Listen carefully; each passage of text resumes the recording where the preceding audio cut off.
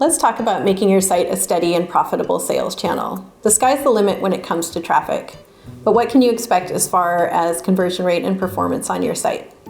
Let's talk first about what conversion rate is. It's actually pretty simple. You've probably seen this number in your website stats, and your conversion rate is just the percentage of visitors that convert into customers by making a purchase on your site.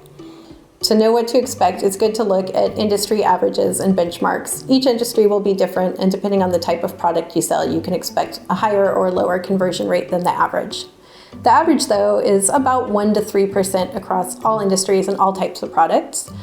You're, of course, going to want to be better than average. That's why you're here watching this course. So you're going to be aiming for at least 4%, and we have worked with people who've seen between 5 and 7% conversion rates, which can be pretty amazing. If you think about it, if your conversion rate is pretty low at 1% right now, and you manage to double it to 2%, which is still average and totally reasonable, then all of your marketing efforts are going to be twice as effective as they are now. What can you do now? Review your stats to see what your overall conversion rate is, as well as the conversion rate for different traffic channels or segments of users, so you know where you're at now.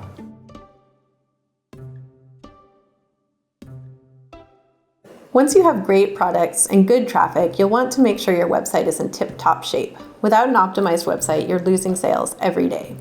We never start a new project with a small business owner without feeling confident about two things. Is the brand strategy solid? Each brand needs a unique selling proposition that differentiates the brand from even its closest competitors, which my team can help out with if they don't have it well defined. I also insist on creating detailed target customers. Designing a graphic brand identity that is professional and appeals to the target customers is the best first step to making sure the rest of the work will be effective. I'd really love to show you a before and after we did for a skincare company, where we can see what we did with both the brand and the website. Let me show you a rebrand and a redesign we worked on for Soaring Suds, a soap company.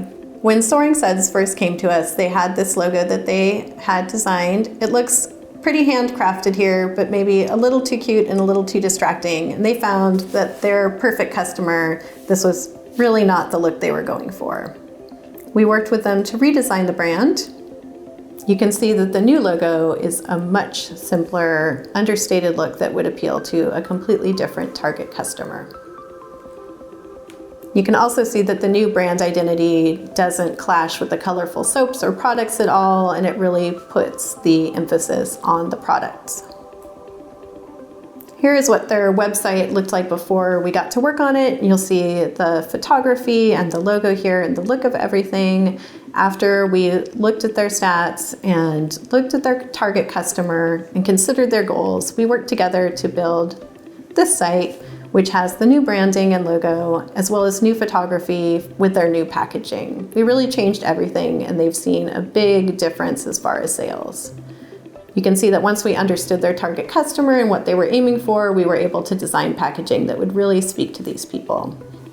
The effect of looking at your brand over again and making sure it aligns with where your business is at now and who you want to appeal to is a huge change that can't be overstated. The other thing I like to check in on is what is the shop owner's specific measurable goal. When we're working on a website project, I want us all to be aiming for the same thing. So I find out from the shop owner what their goal for the project is. And I don't accept to get more sales as an answer, because I want something more specific than that, where it's easy to tell if the project has achieved what it was intended to. So your key takeaway is to create a well-performing website, you need to begin with a brand identity and a strategy that will appeal to your actual customers. We also like you to come up with a SMART goal that is specific, measurable, achievable, relevant, and time-bound. That lets you easily answer yes or no about whether you've achieved it, and it helps you focus and evaluate your efforts. Take action. You can develop or reevaluate your brand strategy and your graphic design, and create at least one SMART goal based on your stats.